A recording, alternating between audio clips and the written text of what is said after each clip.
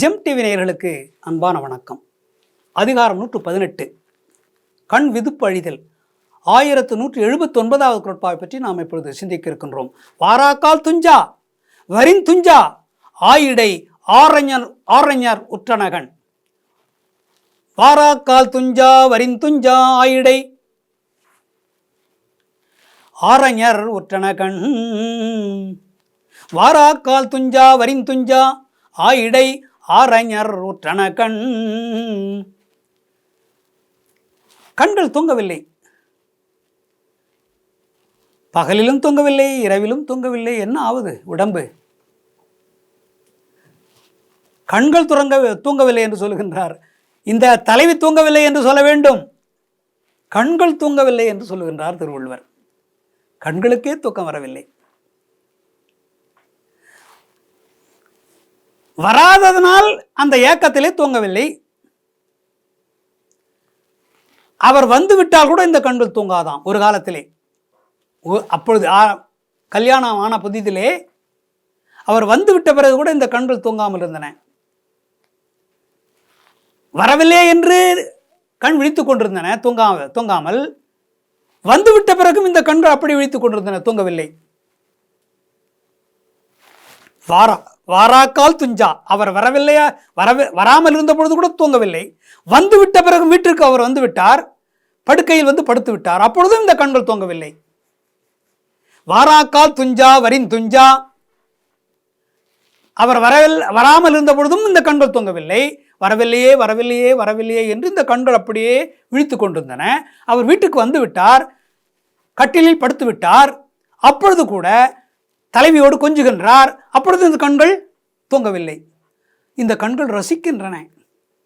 அவர்கள் இருவரும் பேசுவதை பார்த்து இந்த கண்கள் மகிழ்ச்சி அடைகின்றன, ரசிக்கின்றன, இன்பம் அடைகின்றன.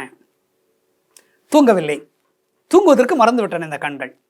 இரவு முழுதும் தூங்கவில்லை இந்த கண்கள், பகல் முழுதும் தூங்கவில்லை, வராமல் இருந்த பொழுதும் தூங்கவில்லை, அவர் வந்து விட்ட பிறகும் இந்த கண்கள் தூங்கவில்லை. அவர்தான் வந்து விட்டார், இருவரும் கொஞ்சுகிறார்கள், குலவுகிறார்கள். இந்த கண்கள் தூங்கலாம் இல்லையா? மூடவில்லை, கண்கள் மூடவில்லை, விழித்து கொண்டு பார்த்து கொண்டிருக்கின்றன. இந்த இன்பங்களையெல்லாம், அந்த மகிழ்வு நிகழ்ச்சிகளையெல்லாம் அவர்கள் எப்படியெல்லாம் கொஞ்சம் குலவுகிறார்கள் என்பதை கண்கள் பார்த்து கொண்டிருக்கின்றன, இன்பம் அடைகின்றன. வாராக்கால் துஞ்சா வரின் துஞ்சா ஆயிடை ஆரஞர் உற்றனகன். அடடா, இந்த கண்களுக்கு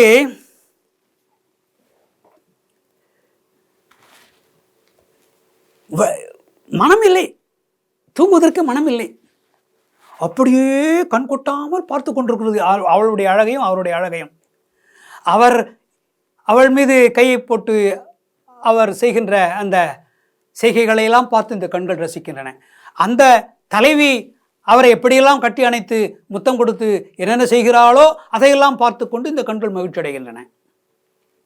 இந்த கண்கள் சொல்லுகின்றன, இது நன்றாக இருக்கிறதே, பகலில் நாம் தூங்காமல் இருந்தோமே, இரவிலும் தூங்காமல் இருக்கிறோமே, அதை பற்றி கவலை இல்லை, நன்றாக இருக்கிறது, இன்பமாக இருக்கிறது, மனதுக்கு மகிழ்ச்சியாக இருக்கிறது, இப்படியே இருக்கட்டும், பொழுது விடியக்கூடாது, கடவுளே பொழுது விடியவே கூடாது, அப்படியே இரவாகவும் இருக்கட்டும். இவர்கள் கொஞ்சுவதும் இவர்கள் குலாவுவதும் அவர்கள் கட்டி அணைப்பதும் எங்களுக்கு கண்கொள்ளா காட்சியாக இருக்கிறது, மிக இன்பமாக இருக்கிறது. இந்த கண்கள் கடவுளை வேண்டிக் கொள்கின்றன. என்ன என்று? இரவு அப்படியே இருக்கட்டும், இரவு விடியக்கூடாது, பொழுது விடியக்கூடாது, இரவு அப்படியே இருக்கட்டும், இரவு அப்படியே நின்று கொண்டே இருக்கட்டும், இரவாகவே இருக்கட்டும், விடியவே கூடாது என்று கடவுளை வேண்டுகின்றன. அப்படி ஒருவேளை இருள் வந்துவிட்டால், ஒளி வந்துவிட்டால், வெளிச்சம் வந்துவிட்டால், ஏதாவது ஒரு பூனை வந்து அந்த வெளிச்சத்தை அப்படி தின்று விட வேண்டும். அந்த விடியல் வருகிறது, வெளிச்சம் வருகிறது, அந்த வெளிச்சத்தை இந்த பூனை அப்படியே கடித்து தின்று விட வேண்டும். அந்த வெளிச்சம் வராமல் இருந்தால்தான் இருட்டாகவே இருக்கும். இருட்டாகவே இருந்தால்தான் இவர்கள் கொஞ்சம் குழாவுவதை, இவர்கள் செய்கின்ற அந்த அழகான இன்பம் தருகின்ற செய்கைகளை எல்லாம் நாம் பார்க்க முடியும் என்று இரவே இரவாக அப்படியே நீளட்டும், விடியக்கூடாது என்று சேவல் கூவாதே, பொழுது விடிந்து விட்டது என்று சேவலே கூவாதே, கூவினால் உன் கழுத்தை அறுத்து விடுவேன், ஒரு பூனையை அனுப்புவேன், உன்னை அப்படியே ஏ சேவலே குக்கர்கூ என்று நீ பொழுது விடிந்து விட்டது என்று சொன்னால் ஒரு பூனையை அனுப்பி உன்னை அப்படியே உன் கழுத்தை அப்படி பிடுங்கி தின்ன செய்து விடுவேன், ஜாக்கிரதை, விடியக்கூடாது. சேவலே பொழுது விடிந்து விட்டது என்று சொல்லாதே, கூவாதே, சேவலே கூவாதே என்று இந்த கண்கள் பேசுவதாக திருவள்ளுவர் சொல்கின்றார். இது யார் சொல்வது? அந்த தலைவி சொல்லுகிறாள், பொழுது விடியக்கூடாது, இரவு அப்படியே இருக்க வேண்டும் என்று அந்த தலைவி கருதுகிறாள். அது கண்கள் பேசுவதாக திருவள்ளுவர் சொல்கின்றார். அவள் பேசுவதாக சொல்லவில்லை, கண்களே பேசுவதாக. இரவு அப்படி இருக்க வேண்டும், விடிவு என்று பொழுது விடிவதற்கு வந்தால் அந்த சேவல் கூவக்கூடாது. சேவல் கூவமாக இருந்தால் இன்னும் தூங்கிக் கொண்டே இருப்பார்கள். சேவல் கூவினால் விழுந்து விடுவார்கள், பொழுது விடிந்து விட்டது என்று. அந்த சேவலை அப்படி கழுத்தை பிடித்து அதை சாவடிக்க வேண்டும். அதற்கு ஒரு பூனை அனுப்புவேன், ஜாக்கிரதை, பொழுது விடியக்கூடாது என்று அந்த சேவலை மிரட்டுவதாக இந்த பெண்கள் கண்களை பார்த்து திருவள்ளுவர் சொல்லுகின்றார். இந்த கண்களே பேசுவதாக திருவள்ளுவர் சொல்லுகின்றார். மீண்டும் நாளை சந்திப்போம்.